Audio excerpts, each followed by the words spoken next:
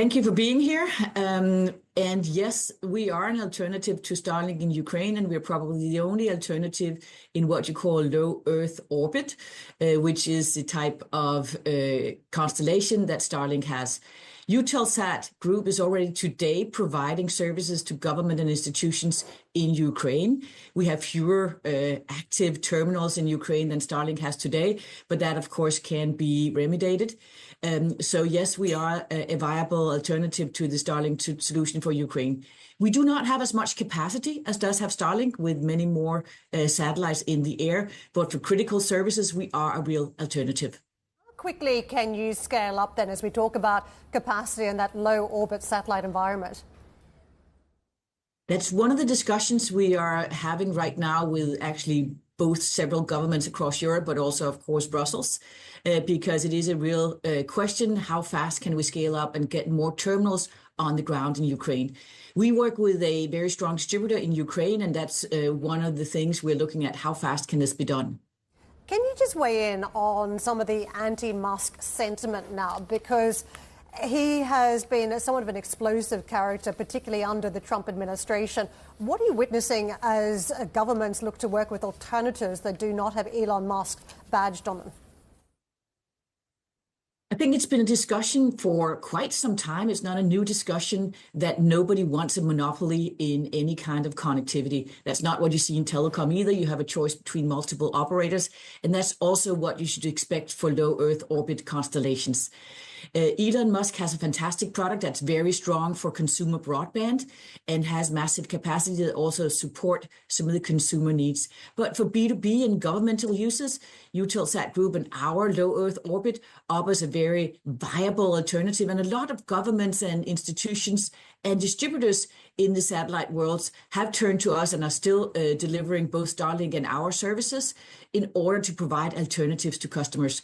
So I think it's just become a little bit more obvious how necessary that alternative was, but it has been a discussion for some time. Eva, of course, everyone wants to see a viable European alternative, but there are real concerns about the viability. There are real concerns about your financial profile. The rating agencies are concerned. The credit spread investors are also concerned as well. Is it possible that actually Eutelsat will go bust before it can compete meaningfully with Starlink?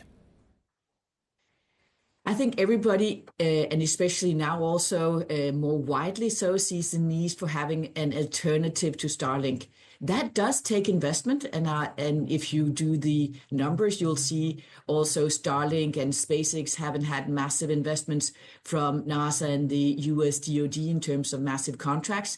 In Europe, we have an alternative, which is IRIS², where we, as part of the Space Rights Consortium, is building Europe's future highly secure satellite connectivity. To get there, Eutelsat is investing, of course, in our own constellation, and that does take investment. And I think today everybody is aware how necessary those investments are. Yeah, but it's fascinating, isn't it? And I know that, for instance, in the new network, the new projects such as IRIS², there's going to be a lot of funding. There's public funding, 61% public funding for the new 10.6 billion deal to develop European satellite links as well. But I mean, given the increase in spending we're seeing from Brussels, given the increase in spending we're seeing from Germany, do you think actually the public sector of the financing, the public portion, needs to grow? I think, as you see in the IRIS², the public sector financing for this highly securitized capacity for military and government use is clearly necessary. That's necessary in most government and military-related spending. That government spending is a significant part of it. However, we are a commercial operator, and there's also a market out there to provide a white zone coverage, which we do with both low Earth orbit capacity, but also geostationary capacity to provide consumer broadband. But I do think we see governments being increasingly interested in this sector as they see it as a core element of any crisis situation. Yeah, I mean, one of the criticisms is the likes of Giorgia Meloni's Italy are looking at contracts with Starlink as well. Do you think actually you need more support from European prime ministers and presidents rather than them looking at cheaper US alternatives? I think, first of all, the commitment to Iris Squared is a widespread commitment across Europe, and that's been very strong and unwavering for the last couple of years. I think it's normal that all governments are looking at what are the alternatives until we get Iris Squared, because Iris Squared will only get there in 2031, or maybe even later if we run into any delays. So it's normal that most governments are looking at alternatives.